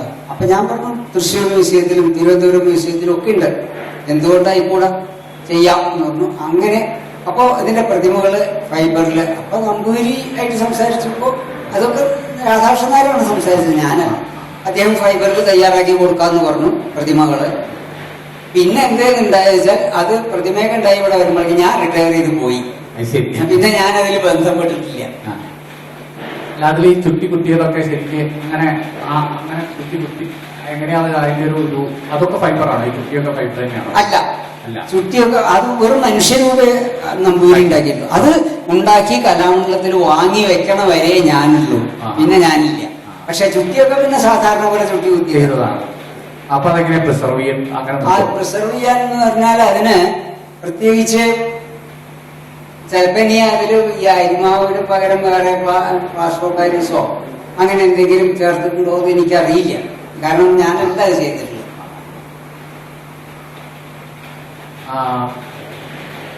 പൊതുവെ കഥകളിയിലെ എല്ലാ രംഗത്തും മാറ്റങ്ങൾ ഉണ്ടായിട്ടുണ്ട്, ചുറ്റിയുടെ രംഗത്തും അതിനനുസരിച്ചുള്ള മാറ്റങ്ങൾ ഉണ്ടായിട്ടുണ്ട്. ആ മാറ്റങ്ങളെ നേരത്തെ പറഞ്ഞത് ആദ്യം ഒന്ന് ഇതിലേക്ക് എടുത്തു വെച്ചാലും ഇപ്പോൾ ആയിട്ടുള്ളതാണ്. നമ്മുടെ പരിശീലന സ്ഥാപനങ്ങളിലൊക്കെ മിക്കവാറും ശിഷ്യന്മാരായിരിക്കും കൂടുതൽ. അപ്പോ അവരുമൊക്കെ ആയിട്ടുള്ള ഒരു ആശയവിനിമയമൊക്കെ എപ്പോഴും ബുദ്ധിമുട്ടാണ്. അതെന്താന്ന് വെച്ചാൽ ഇപ്പൊ കോട്ടക്കില് മറ്റേ സതീശൻ എന്ന് പറഞ്ഞാൽ നമ്മുടെ പള്ളിശ്ശേരിയുടെ മകളുടെ മകനാ. അറിയോ അറിയില്ല. ശേഷപുരത്താണ് പള്ളിശ്ശേരി. അപ്പൊ ഇയാള് ശേഷപുരത്ത് വരിയത്ത് തന്നെയാണ്. ഇയാളുടെ അമ്മാവനൊരു ശങ്കരൻകുട്ടി ഉണ്ടായിരുന്നു, മാഷായിരുന്നു. അവരൊക്കെ ഈ സതീശനാണ് ഇപ്പൊ കോട്ടക്കില് പ്രധാന ചുട്ടിക്കാരൻ. സതീശൻ ഈ പറഞ്ഞ മാതിരി കഴിയുന്നത്ര ഇത് കൊണ്ടു നടക്കാൻ ശ്രമിക്കുന്ന ആളാണ്. കോട്ടയ്ക്ക് അതിനുള്ള പ്രോത്സാഹനമുണ്ട്. അപ്പൊ അതുകൊണ്ട് വലിയ കുഴപ്പമില്ലാണ്ട് പോകുന്നു. സദനത്തിലും മറ്റേ മറവഞ്ചേരി സതീശനായിരുന്നു, അത് കുഴപ്പമില്ലാതെ പോയിരുന്നു. പിന്നെ ബാക്കി ഇരിങ്ങാലക്കുട അല്ലെങ്കിൽ അവിടുന്ന് അങ്ങനെ പോകുന്നത് നമ്മളുടെ ആളുകളില്ല. അവിടുത്തെ ചുട്ടിയുടെ എന്തെങ്കിലും വ്യത്യാസം? വലിയ വ്യത്യാസമൊന്നുമില്ല, അതൊക്കെ പറഞ്ഞുണ്ടാക്കുന്നതാണ്, അല്ലാണ്ടൊന്നുമില്ല. അപ്പൊ ഈ കഥകളിയുടെ ശരിക്കും പറഞ്ഞാൽ കഥകളിയാക്കുന്ന ഒരു ഘടകം പ്രധാനമായും കോപ്പും ഇതൊക്കെയാണ്. അതിൽ പുതിയ സങ്കേതങ്ങൾ ഉപയോഗിച്ചപ്പോൾ തന്നെ ഫൈബർ, കോപ്പിൽ ഫൈബർ ഉപയോഗിക്കും. അങ്ങനെയൊക്കെയുള്ള ചില മാറ്റങ്ങൾ ചില സ്ഥലത്തൊക്കെ കൊണ്ടുവരിക. നേരത്തെ ഇപ്പൊ മരം ഉപയോഗിച്ച് ചെയ്തിരുന്നത് ഇപ്പൊ ഫൈബറിലേക്ക്. അതൊക്കെ എത്ര കണ്ട് സാധ്യമാണ്, എത്ര കണ്ട് ആവശ്യമാണ്? കുറച്ച് ചെലവ് കുറയും ഫൈബർ ആവുമ്പോ എന്നത് ശരിയാണ്. പക്ഷേ അത് ദേശഭാരമൊക്കെ ഉണ്ടാക്കുമ്പോൾ രണ്ട് ഭാഗം വേറെ വേറെ ഉണ്ടാക്കി യോജിപ്പിക്കുമ്പോഴേക്ക് ഫൈബറിന് വെയിറ്റ് കുറയുമെന്ന് അവര് പറയുന്നുണ്ടെങ്കിലും വെയിറ്റ് കുറയുന്നില്ല. ഇല്ല, അതിലൊക്കെ എത്രയോ സുഖമാണ് കുമിഴ്. അതിനുള്ള പ്രധാന കാരണം അതിനാവും പുറവും വേറെ എല്ലാം ഉണ്ടാക്കുന്നത് ദേശഭാരത്തിന്. മറ്റത് രണ്ട് ഭാഗവും വേറെ ഉണ്ടാക്കി യോജിപ്പിക്കുക. അപ്പൊ ഭാരം കൂടാൻ സാധ്യതയുണ്ട്. പിന്നെ ഒരേ ഘനത്തിലാവില്ല. പിന്നെ കാലാവസ്ഥ കൊണ്ട് ചെറിയ മാറ്റങ്ങൾ വരും. മരത്തിനും വരും, പക്ഷെ മരത്തിനേക്കാൾ മാറ്റങ്ങൾ വരും ഫൈബറിന്. കാരണം വളരെ വേഗത്തിൽ അത് ചുളി. കുറച്ച് പക്ഷെ വിലയിലിപ്പോ അങ്ങനെ നോക്കിയാൽ ഒരു ലാഭമൊന്നും ഉണ്ടെന്ന് എനിക്ക് തോന്നിയിട്ടില്ല. അപ്പോ പിന്നെ ഫൈബറിനുള്ള വേറൊരു ദോഷം, ഇത് തുളയ്ക്കാനോ തുന്നിക്കെട്ടാനോ അത്ര ബലമൊന്നുമില്ല, അത് കീറും. അല്ല, നമ്മളിപ്പോ ഒരു നൂലിട്ടിട്ട് ചരട്ടിട്ട് കെട്ടുകയാണ്, മുറുക്കി കെട്ടിയാൽ ആ രണ്ട് തുളയും കൂടി ഒന്നാവും. ഈ ചരട്ടോണ്ട് കീറാൻ പറ്റും. ബാർ സോപ്പ് ചരട്ടോണ്ട് മുറിക്കുമ്പോൾ ഇത് മുറിക്കാൻ പറ്റും, മറ്റത് പറ്റില്ല. മരത്തിന് പറ്റും. ഉമിഴ് ഭാരം കുറഞ്ഞ മരമാണെന്ന് പൊതുവെ ഒരു ധാരണയുണ്ട്. ഉമിഴ് ഭാരം കുറഞ്ഞ മരമല്ല, എത്ര വേണമെങ്കിൽ ഭാരം കുറയ്ക്കാവുന്ന മരമാണ്. അത് എത്ര നനപ്പിച്ച് വേണമെങ്കിൽ ചെത്താൻ പോകില്ല. അതാണ് കുമിഴിന്റെ ഗുണം. കുമിഴ് എന്ന് പറയുന്ന ഒരു ക്യൂബിക് മീറ്റർ അല്ലെങ്കിൽ ക്യൂബിക് ഫീറ്റ് കുമിഴ് അതുപോലെയുള്ള പ്ലാവുമായിട്ട് ഒക്കെ നോക്കിയാൽ വലിയ വ്യത്യാസമൊന്നുമില്ല. പക്ഷെ എത്ര വേണമെങ്കിൽ കുറയ്ക്കാൻ, പ്ലാവ് അങ്ങനെ കുറയ്ക്കാൻ പറ്റില്ല. അതിന് മുമ്പ് പോകും തേക്കും പറ്റും. കുമിഴ് അങ്ങനെയല്ല, കുമിഴ് നമുക്ക് ഭാരം കുറയ്ക്കാം പരമാവധി. അതിന്റെ അപ്പൊ അതിന്റെ ഒരു അതായത് കുമിഴിന് ആരോഗ്യം ആശാരിക്കാരുടെ ഭാഷയിൽ ആരോഗ്യം. അപ്പോ എത്ര ഘനം കുറച്ചാലും അത് അങ്ങനെ പറ്റും. അതൊക്കെ ചെയ്യുന്നത് ഗോദാവിലാണല്ലോ, വേറെ എവിടെയും ചെയ്യുന്നത്? ഗോദാവിലൊന്നും അല്ലാതെ ചെയ്യുന്നുണ്ട് ഒരാള്, പക്ഷെ അതിലെ പുറത്തു വരാൻ അയക്കണ്ടേ? ആ സത്യം അറിയില്ല. വെള്ളിനേഴി പഞ്ചായത്ത് ഏറ്റവും എളുപ്പത്തില് ഒരു നടപടി എടുത്തത് ഇവന്റെ മറ്റേ കടച്ചില് ഇവിടെ നിർത്താനായിരുന്നു. അതായത് അവിടെ ഭാസ്കരീയം എന്നുള്ളൊരു ഇതിന്റെ ഈ ഗോദാവലിക്കാരുടെ തൊട്ട് തന്നെ, അവരും ഗോദാവുകാരനെ തൊട്ട് തന്നെ ഭാസ്കരീയം. അവിടെ ഒരു രതീഷ് എന്ന് പറഞ്ഞിട്ട് അയാൾക്ക് മരപ്പണി പഠിക്കണം. ഇവർ പഠിപ്പിച്ചു കൊടുക്കില്ല. ഗോദാവലിക്കാർക്കുള്ള ഏറ്റവും വലിയ ദോഷം, ഒരു നല്ല കലാകാരന്മാരെ, പ്രത്യേകിച്ച് രാമൻകുട്ടി വളരെ വിശേഷം, പക്ഷെ പഠിപ്പിച്ചു കൊടുക്കില്ല വേറൊരാൾക്ക്, അവരുടെ കുടുംബത്തിലുള്ളവരെ. ഞാൻ ചോദിക്കുന്നത്, ഞാൻ അതിന്റെ ഒരു അവരുടെ ഒരു പേഴ്സണൽ ഇതല്ലാതെ നമുക്കിത് എന്തുകൊണ്ട് മറ്റുള്ളവർക്ക് നമുക്കത് കഥകളിയുടെ ഒരു നിലനിൽപ്പിനത് ആവശ്യപ്പെട്ടു ഒരു അതാണ് പറഞ്ഞ കലാമണ്ഡലത്തില് ഞാൻ ഈയങ്കോടുള്ള കാലത്ത് 2 ടേമില്, അതായത് ഒരു ജൂൺ ടു മാർച്ച്, പിന്നത്തെ ജൂൺ ടു മാർച്ച് ഈ രാമൻകുട്ടിയെ കൊണ്ടുവന്നിട്ട് ഇവിടെ പഠിപ്പിക്കാൻ 4 കുട്ടികളെ ഇവിടെ എടുത്തു. അതിൽ പല ജാതിക്കാരും, ജാതി നോക്കാതെ പല ജാതിക്കാരും. പക്ഷെ ഈ രാമൻകുട്ടി എന്ത് ചെയ്യുന്ന വെച്ചാൽ ഈ ചെതലും മൊഴിയിലും ഒക്കെ ഈ കുട്ടികളാണ്, മറ്റു പണിയൊന്നും പറഞ്ഞു. അങ്ങനെ 2ാമത്തെ കൊല്ലം പരീക്ഷിച്ചപ്പോ ഇനി ഇത് നിർത്താമെന്ന് എനിക്ക് തന്നെ തോന്നിയിട്ടാണ് ഞാൻ ഇവിടെ നിർത്തിയത്. അതായത് പഠിപ്പിക്കണം, നമ്മുടെ കയ്യിലുള്ള മറ്റുള്ളവർക്ക് കൊടുക്കണം. കാരണം നമ്മൾ മരിച്ചു പോയാൽ ഇത് നിലനിൽക്കണേ. ഇത് ഞാൻ മരിക്കണോടുകൂടി ഇതൊക്കെ കഴിഞ്ഞ, അല്ലെങ്കിൽ എന്റെ മക്കളെ പാടുള്ളൂ എന്നുള്ള ആ മനസ്ഥിതി പറ്റില്ല. ഞാൻ ഈ രീതിയിൽ മനസ്സിലാക്കിയിട്ടല്ല ഞാൻ ചോദിച്ചത്. കാരണം ഒരു സ്ഥലത്ത് മാത്രമായിട്ട് തോന്നുമ്പോൾ ഉണ്ടാവുന്ന ആ കലയ്ക്ക് പറ്റുന്നൊരു കുറവ്, കലയ്ക്ക് പറ്റുന്ന കുറവ് മാത്രമല്ല, ഒരാൾ മാത്രം കൈകാര്യം ചെയ്യുമ്പോൾ അതിന് അവസാനം അവരുണ്ടാക്കുന്നത് ശരി എന്നുള്ള നിലയിലേക്ക് എത്തും. അപ്പൊ ഈ രതീഷിനെ ഇത് പറഞ്ഞു കൊടുക്കാത്തത് കൊണ്ടാണ് സദനത്തുനിന്ന് ഹരികുമാർ എന്നെ വിളിച്ചത്. എന്നിട്ട് ഞാനാണ് രതീഷിനെ 2 മണിക്ക് എല്ലാ സാധനങ്ങളും രതീഷ് ഉണ്ടാക്കും. പക്ഷെ അവനെ കടയാൻ വെള്ളിനേടി അയച്ചു. എന്നിട്ട് അവൻ കുളക്കാട്ടോ മറ്റേ പോയിട്ടൊരു മുടി വാടകയെടുത്ത് അവിടെ കണ്ടു. അത്രയുണ്ട് കലാഗ്രാമത്തിന്റെ മഹിമ. അതാ ഞാൻ കൂടുതൽ പറയുന്നത്. സന്തോഷം. എനിക്ക് തോന്നുന്നു ഞാൻ ഇങ്ങനെയൊക്കെ നേരത്തെ മറ്റ് കലാകാരന്മാരുടെ പോലെ ഒരു എന്താ പറയാ ആസ്വാദകരുടെ ഒരു അപ്രീസിയേഷൻ കിട്ടുന്ന വിഭാഗമാണോ എന്ന് ചോദിച്ചപ്പോ മറിച്ചൊന്നും ഇല്ല എന്നുള്ള രീതിയിലാണ് പറയുന്നത്.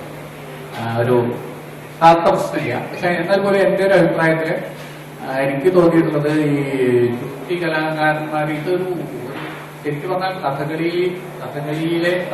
ആക്കുന്നതിലെ പാട്ടിനും കൊട്ടിനും വേഷത്തിനും ഒക്കെ ഉള്ള ആ ഒരു പ്രാധാന്യം പലപ്പോഴും വേണ്ടത്ര കിട്ടുന്നുണ്ടെന്ന് എനിക്ക് ഒരു മാത്രം വിചാരിച്ചാൽ പോരാ, അതിൽ കിട്ടാനുള്ള സ്ഥിതി നമ്മുടെ കയ്യിലും വേണം. അത് വേണം. അപ്പൊ അതിൽ കൂടുതൽ പഠനം നടത്തും, കൂടുതൽ ചിന്തിക്കണം. അത്യാവശ്യം ഞാൻ പറഞ്ഞില്ലേ, ചുറ്റി കുത്താറാവുക അല്ലെങ്കിൽ 4 തവരൊട്ടിക്കാറായാൽ അവൻ പുറത്തേക്ക് എടുക്കുന്ന അവൻ കൂടുതൽ പഠിക്കുന്നില്ല. കൂടുതൽ പഠിക്കണം, കൂടുതൽ ഗവേഷണം ചെയ്യണം. ഈ നാട്യശാസ്ത്രമോ അല്ലെങ്കിൽ അതുപോലെയുള്ള ഗ്രന്ഥങ്ങള് ഒരുപാടുണ്ട്, അതൊക്കെ നോക്കണം. അതിൽ ഇതിനെ പറ്റി എന്തെങ്കിലും പറഞ്ഞിട്ടൊന്നും നോക്കിയിട്ട് ഞാൻ മാത്രമേ ഉള്ളൂ. പിന്നെ രാമാരാശാൻ. അപ്പൊ ഈ സത്യത്തിലായിട്ട് സയൻസും കണക്കൊക്കെ ഉണ്ട്. അപ്പോ സത്യത്തില് ഇതിന് കുറച്ചുകൂടി ഗവേഷണ സ്വഭാവത്തിൽ പണിയെടുക്കുന്ന കുറച്ച് ആളുകൾ ഉണ്ടാവേണ്ടിയിരിക്കുന്നു. ഗവേഷണ സ്വഭാവത്തിൽ പണിയെടുക്കുന്ന ആളുകൾ ഉണ്ടായാൽ മാത്രം പോരാ, അത് പഠിപ്പിക്കുന്ന സ്ഥാപനങ്ങളിലെ സിലബസ് അടക്കം അതിൽ മാറ്റം ചെയ്യേണ്ടത്. ഇവിടുത്തെ സിലബസിൽ ഒരുപാട് ചെയ്യേണ്ടത്. കാരണം ഇവിടെ സിലബസ് ഉണ്ടാക്കുന്നത് ഈ കലാകാരന്മാരല്ല, വേറെ പലരും. അതിന്റെയൊക്കെ ദോഷം ഉണ്ടാവും. ഇവിടെ എന്തായാലും കഥകളിയുടെ ഇപ്പോഴും ഒരു കുട്ടിയൊക്കെ ഞങ്ങള് ഈ കുട്ടികളുടെ വർക്ക്ഷോപ്പിലൊക്കെ കഥകളി കണ്ടിട്ട് ഇല്ല പറയും. ആ കഥകളിയിൽ ഒരു കാര്യം പറയുന്ന ഉടനെ വേഷം പറയും. കളി കാണാത്ത കുട്ടികളുടെ മനസ്സിലുള്ളതാണ്. കേരളത്തിൽ എന്തായാലും വേഷം വരും. അതിനെ സഹായിക്കുന്നത് എന്തായാലും ചുറ്റിയും സമയങ്ങളുമാണ്. അതെ, അപ്പോ അങ്ങനെയുള്ളൊരു കാര്യത്തെക്കുറിച്ച് ഇത്രയും നേരം നവഹാസൻ നമ്മളോട് വളരെ വിശദമായി തന്നെ ഒരു വിമർശനാത്മക സ്വഭാവത്തോടു കൂടി തന്നെ തന്റെ കല എന്താണ്, അത് എന്തായിരിക്കണം, എന്തായിരുന്നു എന്ന് അറിയുന്നവർക്ക് എന്തായിരിക്കണം എന്ന് ഇനി പറയാൻ പറ്റുള്ളൂ. ആ രീതിയിൽ ഇതിന്റെ ഭൂതകാലവും വർത്തമാനവും ഇതിന്റെ ഒരു ഭാവിക്ക് വേണ്ട ചില സൂചനകളും തന്നു. കഥകളി സ്കൂളിന് വേണ്ടി വളരെ സ്നേഹാദരങ്ങളോടെ ആശാനെ അവിടെ നന്ദി പറയുന്നു, സന്തോഷം അറിയിക്കുന്നു.